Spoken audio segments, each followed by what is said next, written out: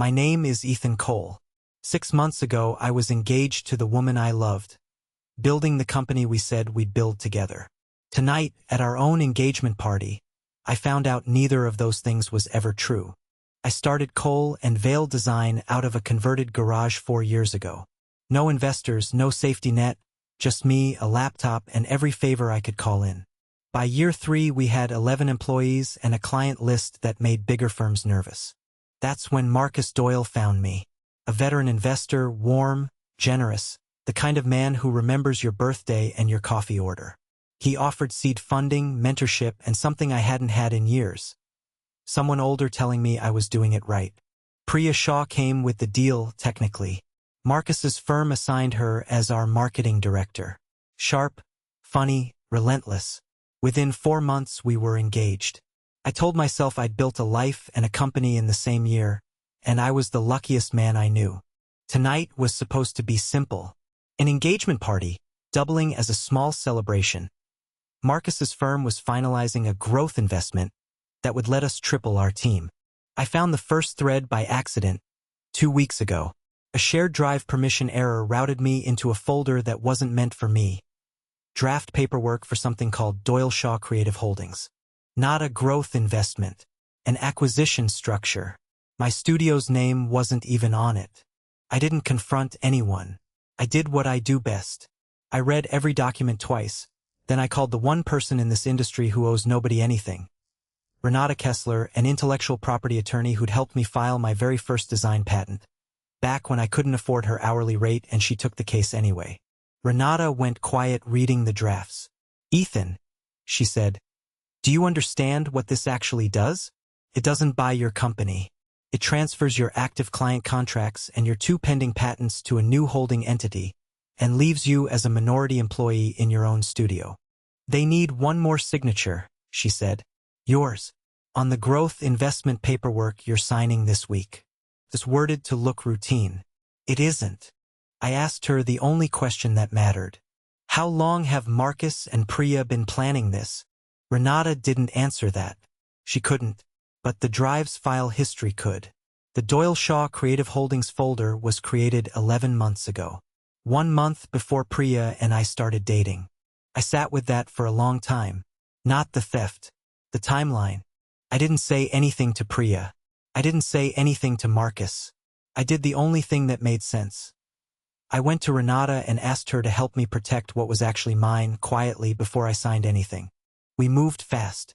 Renata filed emergency provisional protection on both pending patents under my name alone, closing the exact loophole the transfer paperwork depended on. It took 6 days and every favor she had left. Meanwhile, I kept smiling. I let Marcus buy me lunch. I let Priya pick the venue for tonight's party. I needed 1 more week, and the only way to get it was to look exactly like a man who suspected nothing. My brother Owen noticed first. He's worked beside me since the garage days, and he knows my face better than I know it myself. "Something's wrong," he said 3 days ago. "You've been somewhere else for a week."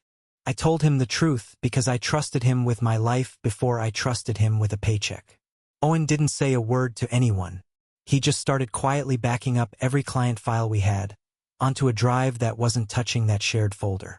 2 days ago, Renata called with the confirmation. The patents were secured under my name, fully protected, effective immediately. Whatever Marcus and Priya thought they were about to acquire, it was already worth less than the paperwork claimed. I still didn't know why. Not really. Not until yesterday, when Owen found something in an old shared inbox neither of them had thought to clean out. A message thread between Marcus and Priya, 11 months old, that started with 4 words. He'll never see it coming. They hadn't just planned a business acquisition. Priya had been assigned to me deliberately to make sure I never would. I read that message 3 times. Then I closed my laptop and went to get fitted for a suit for a party celebrating an engagement I now understood had never been real in the first place. Tonight, the private event hall was full. Our investors, half our client list, Marcus's entire firm, Priya's family. My brother standing near the back exactly where I'd asked him to. Marcus gave a toast. Warm, practiced, generous, the same voice that once made me feel like the luckiest man in the industry. He raised his glass to the next chapter of Cole and Vale, growing under new structure, new resources, new leadership. Priya squeezed my hand under the table and smiled at me like she meant it. Maybe, in some small way, some nights she almost had. That didn't change what she'd signed. I stood up before the applause finished. I thanked Marcus for the toast, and told the room I had one small correction before we celebrated the wrong chapter. I laid it out plainly, without theater, because the facts didn't need any. The Doyle Shaw Creative Holdings entity created 11 months ago. The message thread, for words, time-stamped before Priya and I ever had dinner together. The transfer paperwork, worded to look routine, that would have signed away my studio in the same week as my engagement. And then the part that actually mattered, both patents already protected entirely in my name, filed 6 days ago. Whatever tonight's toast was celebrating, it was celebrating an acquisition of nothing. Marcus's smile didn't move for a full 3 seconds. Then it did. "You misunderstand the paperwork," he said. Too fast, too even. Behind him, 2 of his own senior partners were already pulling up the documents on their phones. Priya didn't say anything at all. She just looked at me the way you look at a door you thought was locked. I wasn't interested in destroying either of them in front of a room. I said what I'd actually come to say. I'm not ending this because I found out.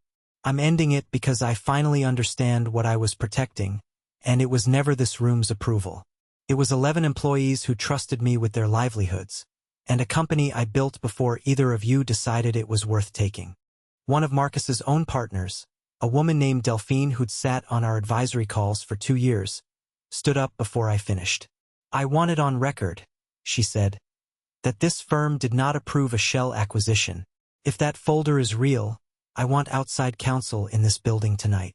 It took 4 days for Marcus Doyle's firm to formally sever ties with him and open an internal review.